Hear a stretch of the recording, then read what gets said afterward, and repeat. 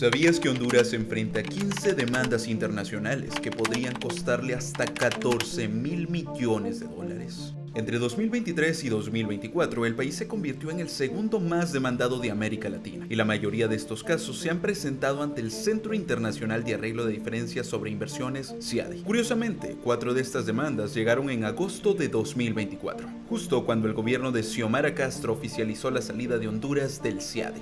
Pero, ¿qué esconden estas demandas? ¿Por qué algunas investigaciones las consideran mafiosas? ¿Y cuáles son sus implicaciones para el país?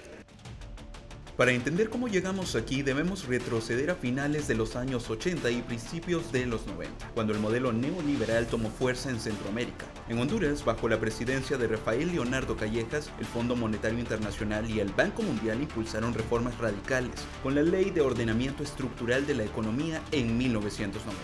Esta ley desvalorizó la moneda, abrió las puertas al capital extranjero y encareció los servicios básicos como el agua, la electricidad y las telecomunicaciones. A lo largo de las 2 décadas siguientes, Honduras diversificó su economía, atrayendo inversiones en maquilas, turismo y minería, mientras eliminaba aranceles e impuestos para el capital transnacional.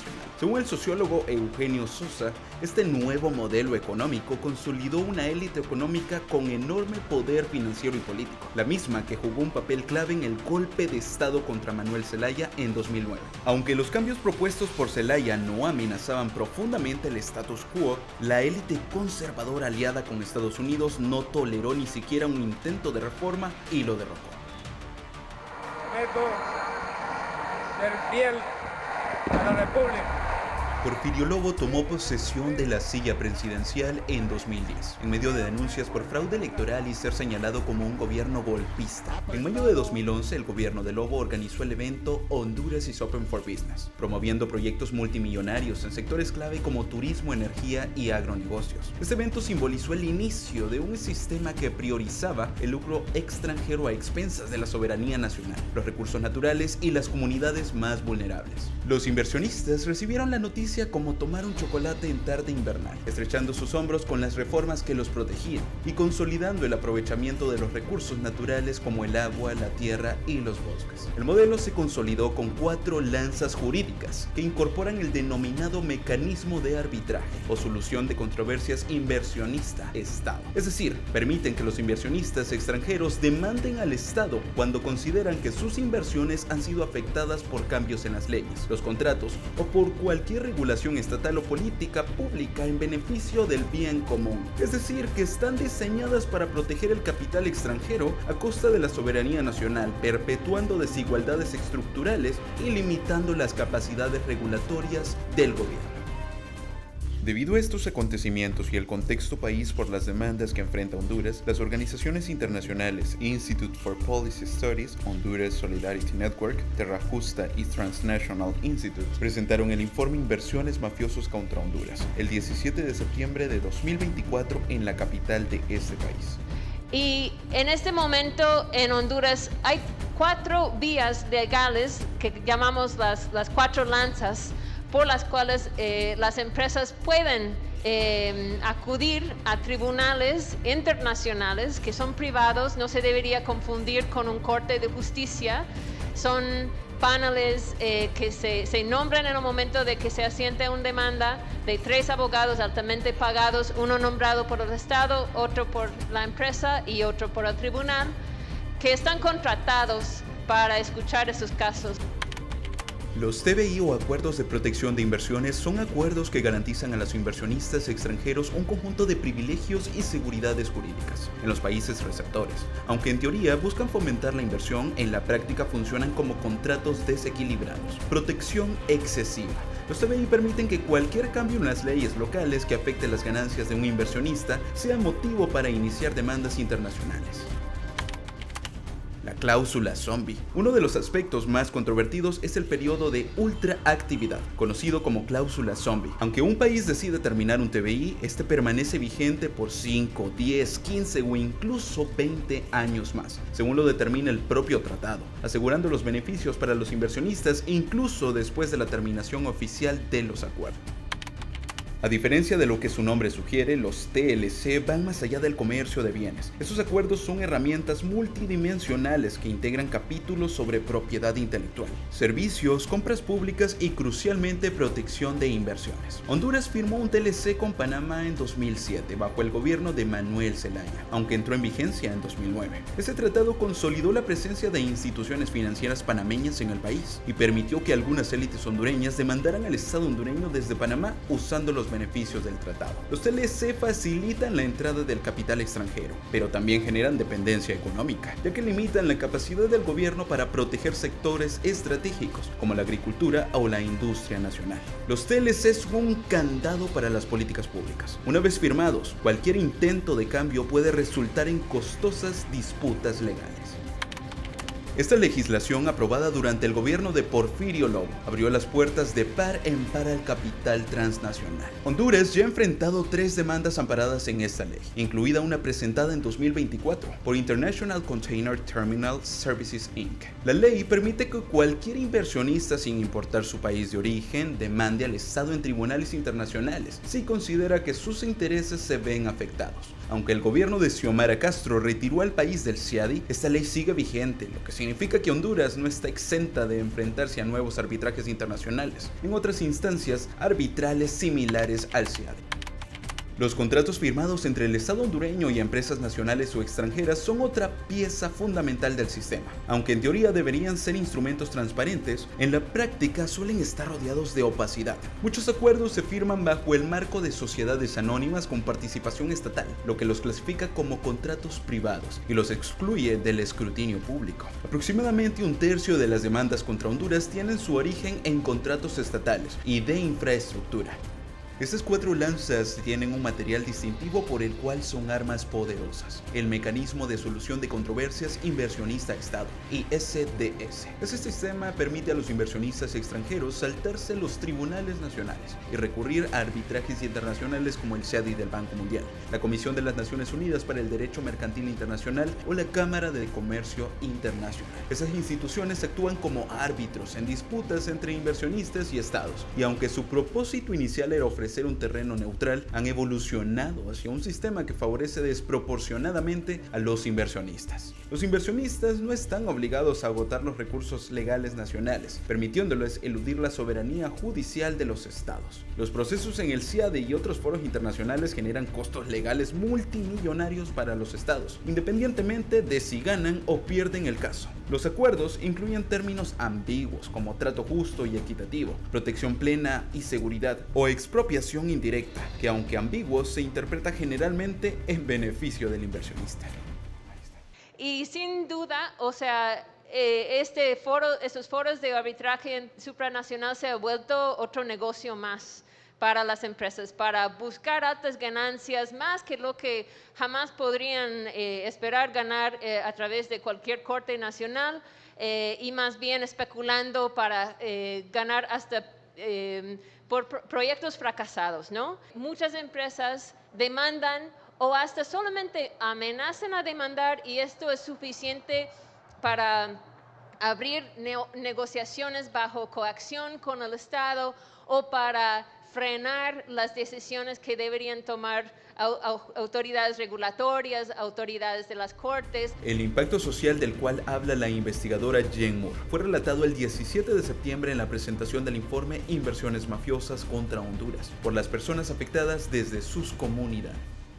En 2023, todas nuestras organizaciones estaban muy sorprendidos de las cantidades de demandas que presentaron contra Honduras. Antes Honduras tenía 4 o 5 demandas y ahora tiene 15 casos activos ahorita. Es una gran cantidad de dinero que está demandando esas empresas. Ya es 14 mil millones de dólares. Es una cantidad enorme para un país pequeño como Honduras. Porque casi todas las demandas, la mayoría, están conectados a irregularidades, actos de corrupción, represión, explotación, y algunos tienen vínculos directos o indirectos o indirectos con redes criminales. Se utilizó el término mafioso para describir estas demandas, dado que la mayor parte son de empresas cuyas inversiones fueron realizadas de manera irregular durante el periodo conocido como la narcodictadura en Honduras, después del golpe de estado de 2009. En general, han estado plagadas de irregularidades y actos administrativos corruptos, impuestas en contra de la voluntad de las poblaciones locales o dañinas al interés público, a la vez que fueron realizadas en el contexto del gobierno represivo de Juan Orlando Hernández.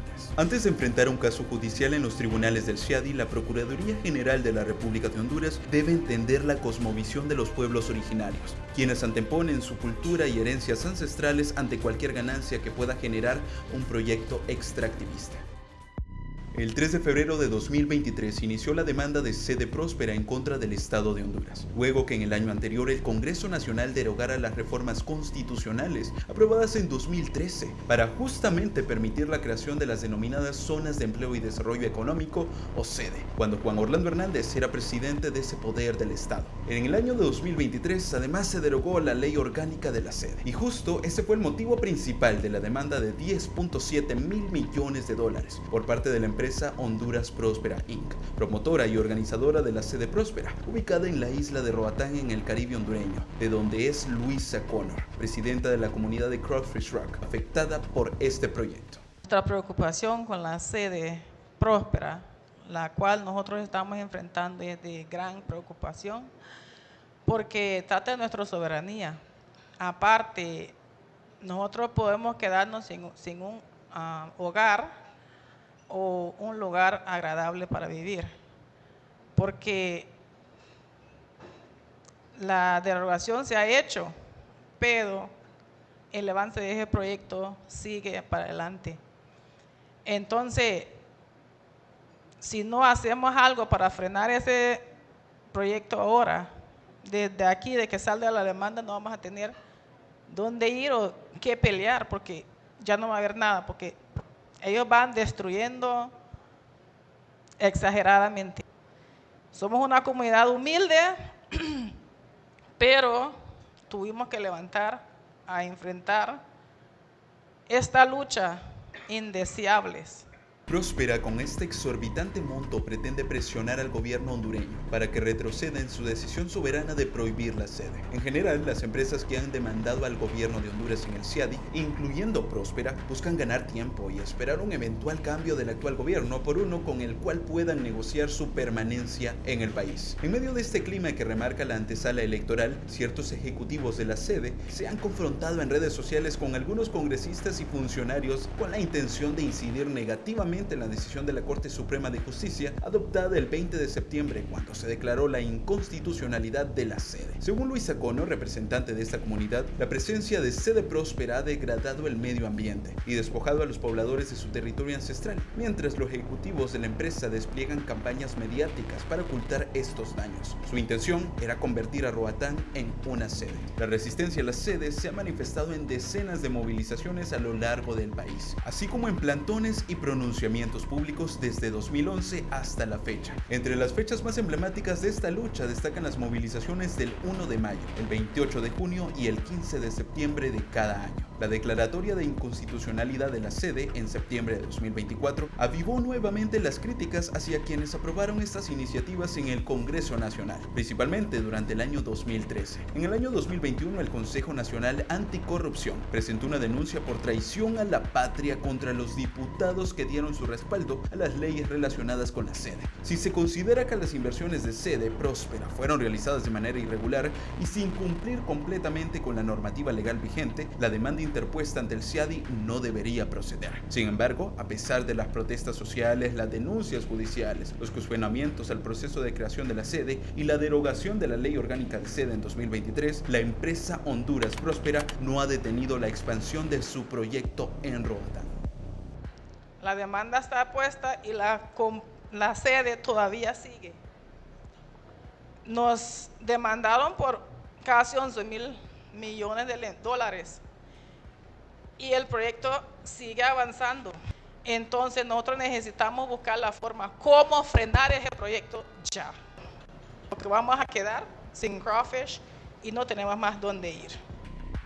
Escatec ASA y sus socios Norfund y KLP Norfund Investment AS presentaron su reclamo en cambios introducidos por el gobierno para renegociar tarifas y condiciones de contratos energéticos. Estos buscaban aliviar la crisis financiera de la Empresa Nacional de Energía Eléctrica NE y proteger a la población hondureña del aumento de costos en el servicio eléctrico. Durante los gobiernos de Porfirio Lobo y Juan Orlando Hernández, Honduras promovió masivamente la inversión en proyectos de energía renovable, muchas veces bajo condiciones desfavorables para el Estado. Estos contratos firmados sin consultas amplias ni transparencia incluían incentivos y tarifas garantizadas que resultaron insostenibles con el tiempo, generando pérdidas para la NE y mayores costos para los consumidores. El reclamo de Escatec ASA no solo busca compensaciones financieras, sino también presionar al gobierno para que mantenga intactas las condiciones originales de los contratos. La demanda ha generado desde el principio el rechazo e indignación de las comunidades afectadas por los proyectos energéticos.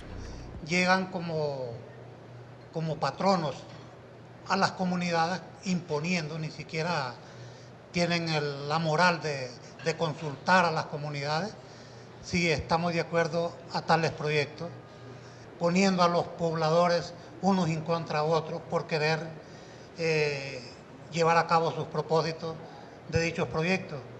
Hemos perdido compañeros de lucha, asesinaron a personas por oponerse al proyecto. Otras personas han tenido que emigrar de nuestro pueblo porque han sido perseguidos. Este caso de Los Prados, parque fotovoltaico en Choluteca, también pone de manifiesto el vínculo entre estas inversiones y el contexto político de la narcodictadura. Esta demanda, junto a Agua Fría, parque fotovoltaico en Valle, fueron presentadas el 21 de abril de 2023 y piden $200 millones por cada una. Los Prados fue rechazado por la población de la zona, incluyendo residentes de las comunidades Los Prados 1 y 2, Costa Azul, Guamero, La Cuchilla y Ranchería, debido a que podía generar desplazamientos de pobladores. Que nuestras autoridades deberían de decir un hasta aquí y rechazar todas estas peticiones de contrato que estas empresas siguen solicitando en nuestro país. Además del acoso judicial, la criminalización y la división social que han provocado los proyectos y empresas solares, las comunidades locales han denunciado daños medioambientales y de la restricción del acceso a sus tierras y cultivos debido a la hostilidad existente en la zona. Mi familia hemos tenido muchos, como les digo, afectos, porque fuimos demandados, papá y hijos de la familia. Son estas cosas las que vienen a causar estas empresas a nuestras comunidades, dividir nuestras familias. Hemos sufrido amenazas también de ellos.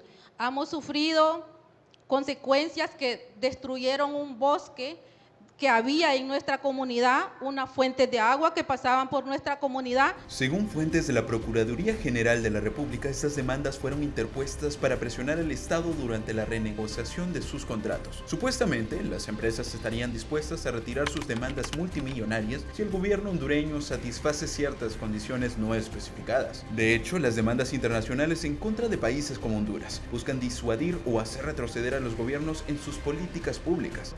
La estrategia de criminalizar y paralizar a los comunitarios en la defensa de sus territorios también está siendo utilizada en contra del gobierno, con esta demanda de 400 millones, ¿verdad?, abusiva, perversa en contra del Estado. Este proyecto de vivienda fue promocionado a trabajadores de las maquilas en el Valle de Sula con la promesa de que familias de escasos recursos, sin posibilidad de conseguir crédito bancario, podrían comprar su casa. Sin embargo, durante las tormentas Eta e Iota que azotaron Honduras, las casas quedaron inundadas casi hasta el techo, a pesar de que las empresas aseguraron que no era una zona inundable. Posteriormente, dos inversionistas, Ernesto y Juan Carlos Argüello, iniciaron una demanda contra el Estado de Honduras por $100 millones y otros 2 millones por daños morales. Pues yo creo que estos hermanos Argüello son unos sinvergüenzas, porque aparte de eso están demandando por 2 millones, dicen que es por 100 millones en compensación y 2 millones por daños morales. Daños morales. Ok, daños morales, o sea, da así como risa y al mismo tiempo da cólera, porque daños morales ¿en qué sentido? Si aquí los dañados fuimos nosotros. Bueno, desde que Eta y Iota destruyó casi en su totalidad Castaños. Bueno, fuimos afectados por estos 2 huracanes y fuimos totalmente ignorados por todas las autoridades, desde lo que fueron las personas que nos vendieron nuestras viviendas, que son las empresas de Ola Realty e Intermac. Ante el temor de nuevas demandas costosas, el Estado tiende a evitar decisiones que puedan afectar los intereses de los inversionistas transnacionales. Esto perpetúa modelos económicos extractivistas y lesivos para el medio ambiente y las comunidades. Además, las demandas no solo tienen un impacto económico directo en el presupuesto nacional, sino que también afectan la legitimidad y la confianza en las instituciones gubernamentales. Honduras se encuentra en una encrucijada histórica. Las demandas internacionales no son solo una amenaza económica, son una declaración de guerra contra la soberanía, el medio ambiente y los derechos de las comunidades. Revisar los tratados bilaterales de inversiones y de libre comercio que atan al país es un primer paso indispensable. Las cláusulas zombie y los privilegios desmedidos otorgados al capital extranjero deben ser reemplazados por acuerdos que equilibren los derechos de las comunidades y el interés nacional. Del mismo modo, leyes como la promoción y protección de inversiones necesitan ser revisadas con lupa, asegurando que las reglas del juego beneficien a los hondureños y hondureñas y no a unos pocos corporativos. La transparencia debe ser la piedra angular de cualquier negociación futura. Los contratos firmados en nombre del pueblo hondureño deben ser abiertos, claros y debatidos con quienes más lo sentirán, las comunidades locales. El verdadero desarrollo no se mide en dólares ni en megaproyectos, se mide en justicia, en equidad y en la capacidad de un pueblo para vivir en paz con su tierra.